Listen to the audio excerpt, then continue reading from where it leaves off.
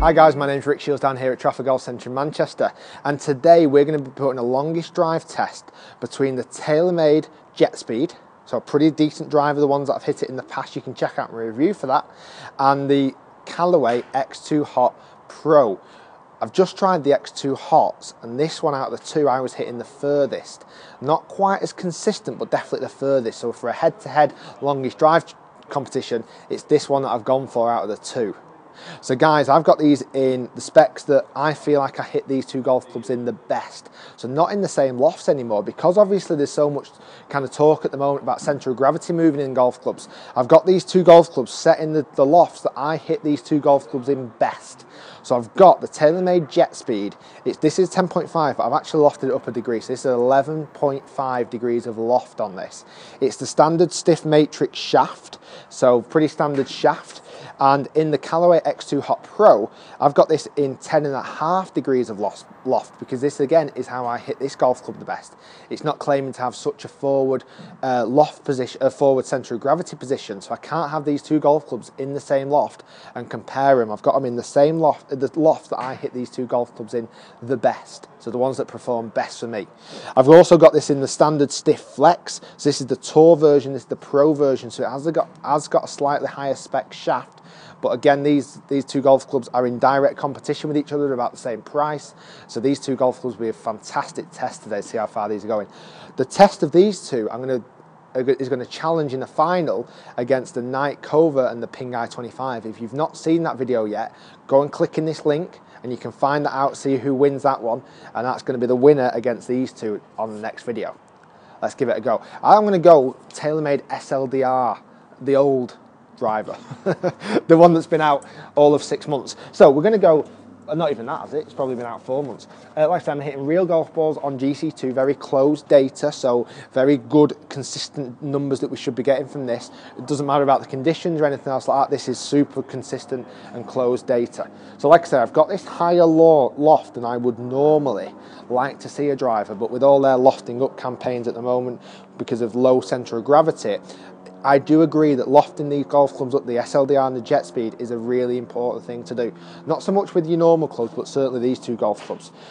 High launch, low spin and all that. So, love the shape of the head. I do feel like this is much more like the TaylorMade burner that they brought out many years ago now. One of my most favourite drivers I've ever hit. Let's give it a crack.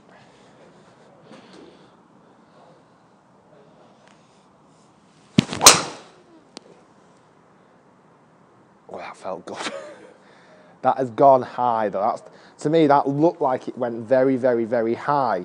It's launched at 14 degrees and it's gone a carry distance of 282 yards. So a pretty solid start for the TaylorMade JetSpeed. That's a pretty decent hit.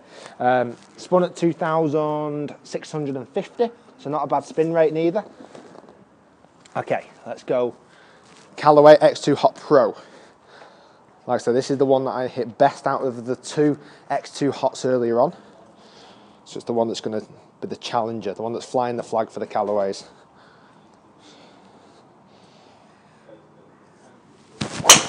Not a bad start. I don't feel like I middle that. And like I said in the review of this golf club, if you don't quite middle it, it doesn't go quite as far, and it's shown on the numbers there, 266 yards of carry distance. Like I say, it's just not that forgiving, but when it is hit out in the middle, it flies. It really does. Right, so TaylorMade JetSpeed. It's not over yet, but there's a big gap that's just broken out after that first shot.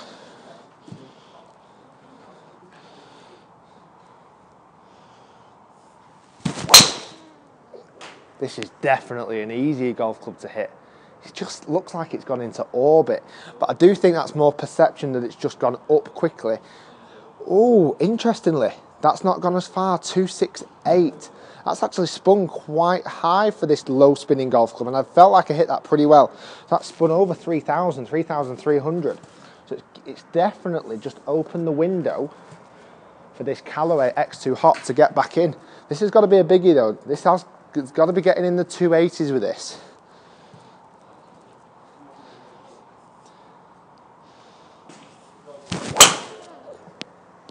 Oh, that felt solid. That did feel solid. 270 carry distance. I thought it was going to be a little bit more, but 270 carry distance, again, just slightly too high on the spin. Just a fraction there, but at least they're both doing the same thing. Okay, we've got one more shot, each of the two to go. I think if JetSpeed puts a big one down there, it's going to be very tricky for the Callaway X2 Hot to catch up. If this puts a 280, 291 down there,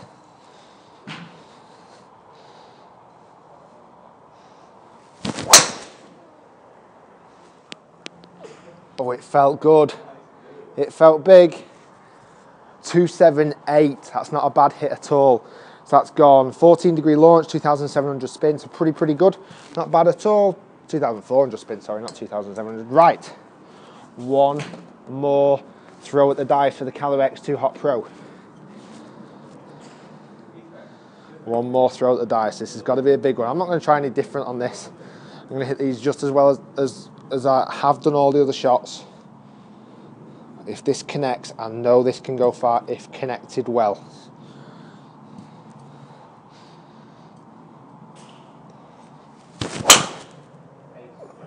That felt very good. It did, it felt right in the middle of the meat. It's a 276 carry distance. I thought it was going to go a little bit further than that. Again, there must be an inner sweet spot on this, because when I hit it in the review, I got it 288 going out there, but not bad at all. So let's have a look at some of the figures up on screen. This is going to be a close matchup. I don't know which one's actually won yet. Both didn't particularly perform at their best, but that's the longest drive champion. That's the longest drive competition. It's got to be consistency and longest. So let's throw the data up on screen. And starting off with the TaylorMade JetSpeed. So we've got a average ball speed of 165, that's fast. You know, I'm knowing about 161, 162, so 165 is fast. Launch angle 14 degrees, average spin 2,800, and carry distance, average carry distance was 276 yards. So not bad, you know, longer than I would normally hit it with my own equipment. So a pretty decent hit, 276. The best golf shot it had was 282. Let's now try the Callaway X2 Hot. So the ball speed was a little bit down, 2 miles per hour down. Launch angle was a little bit less, 12.7, but again, you don't have to launch this golf club as much because the centre of gravity is not as far forward. Spin rate a little bit high, just a tiny bit too high. And again, I think that the forgiveness level of this golf club just doesn't quite cut it. I do still feel like I made the right decision on choosing this one instead of the X2 Hot. And the carry distance was 271. So there was 5 yards in it. 5 yards between the two. There wasn't much there at all. But guys, today, the winner was the TaylorMade JetSpeed driver. So Callaway's just been picked out there from the JetSpeed, but again, fair comparison, real golf balls, GC2, me hitting it like I would do normally, and the JetSpeed has managed to get that. If you've not seen the other review, do check that out in the window before the other challenge match, was the Nike Tour Covert Tour 2.0 against the Ping i25, and the winner of that will be going against the JetSpeed, the TaylorMade JetSpeed, in my next video, so do check out my channel for that. Please do also subscribe and click on the link below, and check me out on Facebook and Twitter. I would really appreciate it. Thanks very much for watching, and that was the JetSpeed just pipping the Callaway X2 Hot. Thanks for watching.